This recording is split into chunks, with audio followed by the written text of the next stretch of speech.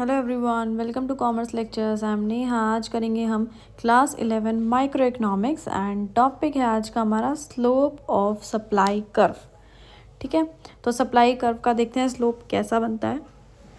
सबसे पहले ये जानते हैं कि स्लोप ऑफ कर्व कैसे निकालते हैं। अगर किसी भी चीज़ का कोई भी कर्व हम मान ले तो उसका स्लोप आखिर निकलता कैसे है। Change in variable on X axis upon या divided by change in variable on Y axis, यानी एक्स में अगर कुछ चेंजेस आ रहे हैं और वाई में कुछ चेंजेस आ रहे हैं तो इन दोनों का रेशियो या फिर इन दोनों को डिवाइड कर दिया जाता है। इससे जो है हमारा स्लोप निकलता है। अब बात ये है जो हम पढ़ेंगे स्लोप ऑफ सप्लाई कर्व क्या है, यानी अगर सप्लाई कर्व की बात किया जाए तो उसका स्लोप कैसे निकालेंगे। तो यहाँ पे सबसे पहले देखो हमने पढ़ा था एक्स एक्सिस पे हम क्या लेते हैं, प्राइस। तो प्राइस में अगर कोई चेंज आया है, और दूसरा क्या है वाई एक्सिस, वाई पे हमेशा क्या लेते हैं, क्वांटिटी सप्लाइड। तो इन दोनों को डिवाइड करके निकलता है इनका स्लोप। अब सप्लाई कर्व के बारे में सबको पता है कि अपवर्ड होता है ये, यानी ऊपर की तरफ जाता है, और ये पॉजिटिव भी होता है। क्यों, उसका रीज़न क्या है, क्योंकि प्राइस और सप्लाई में डायरेक्ट रिलेशनशिप है। डायरेक्ट रिलेशनशिप से यहाँ मतलब क्या है कि अगर हमारा प्राइस बढ़ रहा है तो हमारी जो सप्लाई है वो भी बढ़ेगी।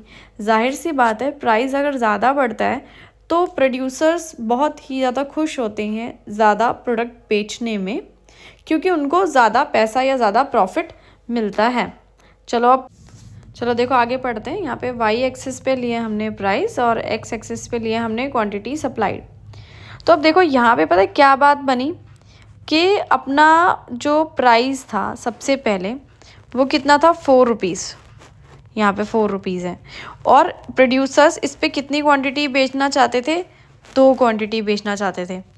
ठीक है भाई, फिर क्या हो जाता है, प्राइस अपना बढ़ जाता है, 4 से पहुँच जाता है प्राइस अपना 8। यहाँ पे ऐसे प्राइस ये बढ़ गया तो प्राइस कितना हो गया, 8 हो गया। तो अब प्रोड्यूसर्स खुश हो जाते हैं, प्राइस बढ़ गया भाई, हम ज़्यादा से ज़्यादा प्रोडक्ट बेचेंगे क्योंकि हमें ज़्यादा से ज़्यादा प्रॉफिट मिलेगा। तो यहाँ पे 8 रुपये में उन्होंने 2 यूनिट्स और बेचने शुरू कर दिए। ठीक है, तो क्या हमने पढ़ा सबसे पहले, तो डायरेक्ट रिलेशनशिप के प्राइस बढ़ा तो क्वांटिटी सप्लाइड भी बढ़ी, और ये बढ़ गया, अब बन गया अपना इधर डायग्राम। ठीक है, तो अब देखो यहाँ पे एक चीज़ नोट करने वाली है, प्राइस कितना बढ़ा था, 4। क्यों, 4 से हम पहुँच गए थे 8 पे, 4 रुपये प्राइस बढ़ा था। और क्वांटिटी सप्लाइड यहाँ देखो कितनी बड़ी है, 2 बड़ी है। क्यों, पहले 2 बेच रहे थे, अब 2 से कितना हो गया है, 4 हो गया है।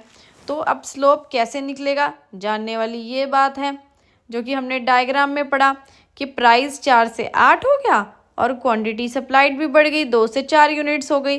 तो स्लोप हमने कैसे पढ़ा था कि प्राइस में जो चेंज होगा उसे डिवाइड करेंगे क्वांटिटी में जो चेंज होगा उससे।